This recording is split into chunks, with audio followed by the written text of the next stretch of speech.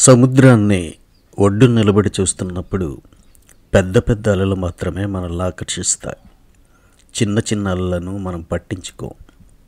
అఖండ భారతదేశంలో అన్ని చోట్ల జరిగిన స్వాతంత్ర పోరాటాన్ని స్థూల దృష్టితో చూసేటప్పుడు బలమైన ఘటనలు మాత్రమే నిలుస్తాయి. అలా నమోదు చేసిన ఘటనల సమాహారమే ప్రధాన స్రవంతి చరిత్ర, మెయిన్ స్ట్రీమ్ హిస్టరీగా చెప్పవచ్చును.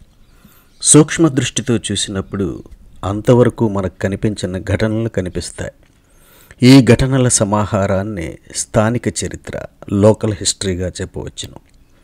ఒక ప్రదేశానికి చెందిన ప్రజలు ప్రధాన స్రవంతి చరిత్రతో తాదాత్మ్యం చెందుతూనే స్థానిక చరిత్రతో మరింతగా కనెక్ట్ అవుతారు. ఎందుకంటే ప్రధాన స్రవంతి చరిత్ర ఉమ్మడి ఆస్తి, స్థానిక చరిత్ర సొంత ఆస్తి. కాబట్టి స్థానిక చరిత్రను కొంచెం ఎక్కువగా ఇష్టపడటంలో ఆశ్చర్యమే ఉంది.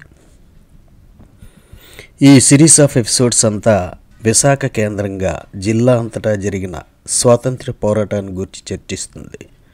దీనికోసం నేను ప్రధానంగా ఏఎం నాయుడు రాసిన the salt Satyagraha in coastal Andhra అనే పుస్తకం మీద ఆధారపడ్డాను. ఇక క్రాస్ చెక్ కోసం ఇతరత్ర నేను వేరువేరు ఆధారాలను ఉపయోగించుకున్నాను. Hope you will enjoy the series as usual. Next ఎపిసోడ్లో విశాఖ జిల్లాలో మనకు తెలిసినంతవరకు స్వాతంత్రోద్యమ పోకడలు ఎప్పుడు ప్రారంభమయ్యో తెలుసుకుందాం.